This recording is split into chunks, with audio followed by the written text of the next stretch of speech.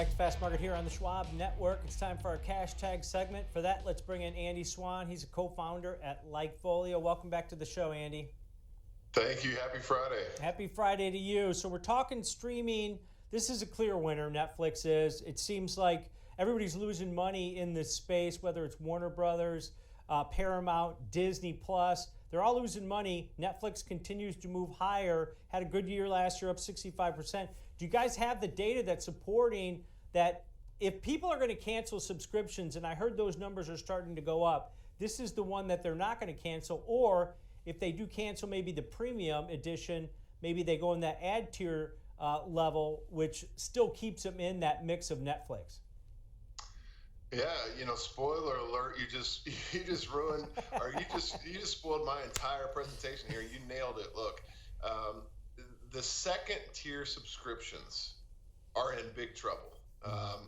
That's Peacock, Hulu, Disney Plus, HBO Max. The list kind of goes on and on. What's not in trouble, a lot like in the EV market, with Tesla expanding its dominance, is Netflix expanding its dominance. It is the one subscription charge, it seems like, on everybody's credit card statement that they're going to not circle in red for cancellation. And we're seeing absolutely no indication that people are canceling their Netflix subscriptions at any higher than normal pace, despite price increases, despite kind of the New Year's resolution seasonality of that kind of thing where people really sit down and get their finances in order. There's nothing showing that people are canceling Netflix.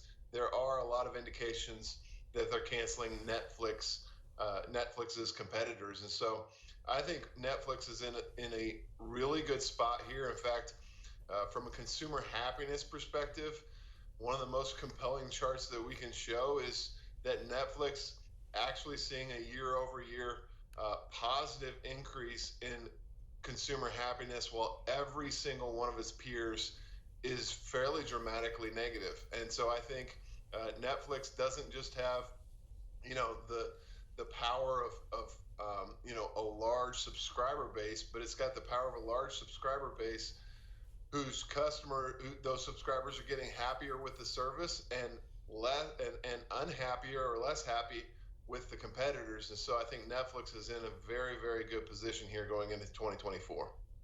Andy, your data, the charts you're putting up here today, they are ominous if you're competing with Netflix in just about anything, right? This shows a really horrible data stream on Netflix competitors. And here's more problems.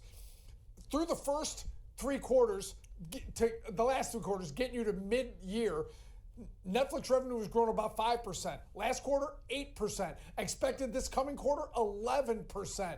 And the other thing, more streaming hours for Netflix. Their streaming hours going up, which means if you're watching it more, you are less likely to cancel. And you're more likely to probably recommend someone else come. So the momentum in terms of streaming, and we always knew there was going to be winners and losers.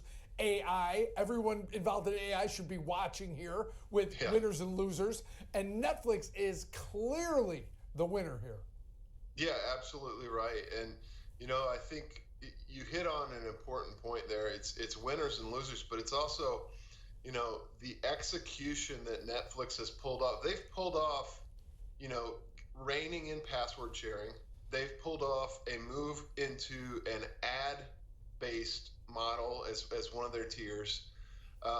Two things that were extraordinarily risky, I think, from Wall Street's perspective, from the general kind of consensus perspective, was those were very risky moves that Netflix made, but they pulled them off, and they pulled them off because they have by far the best value proposition for their customer. That shows through in LikeFolio data. It's only improving. And so we think Netflix has more pricing power than ever, and the competitive pressures on it are dwindling by the day.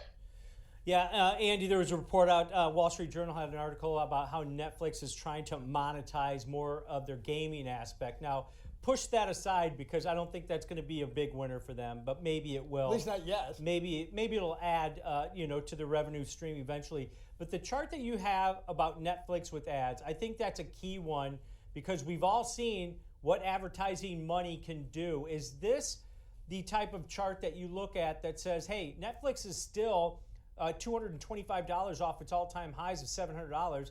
Is this the chart that you would look at from LikeFolio and just say, look at the opportunity that they have here? If they're not losing subscribers like the other competitors, look what their potential is in the advertising space.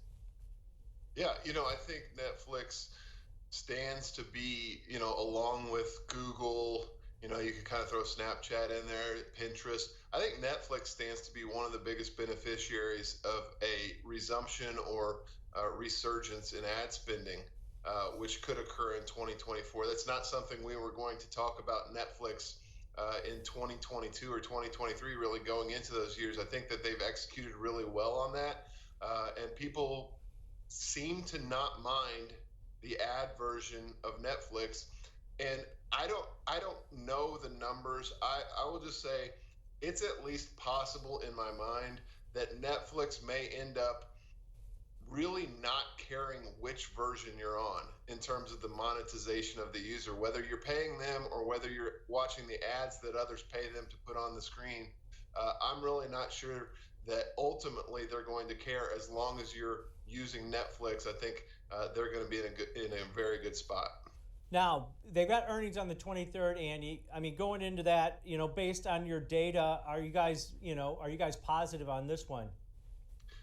Positive on it. I would love to see more of a pullback in the stock price going into that. We do think that all of the data that they're going to put out in terms of retention, new subscribers, monetization and execution on the ad side of things are going to be very good. It's just a matter of how high the bar gets by the time we get there. As of right now, if earnings were tomorrow, I would be moderately bullish. Moderately bullish. All right, great stuff, great data as always. Andy, have a great weekend. Thank you, you too. All right, that's Andy Swan, co-founder at LikeFolio, breaking down some pretty positive data, but it's not surprising.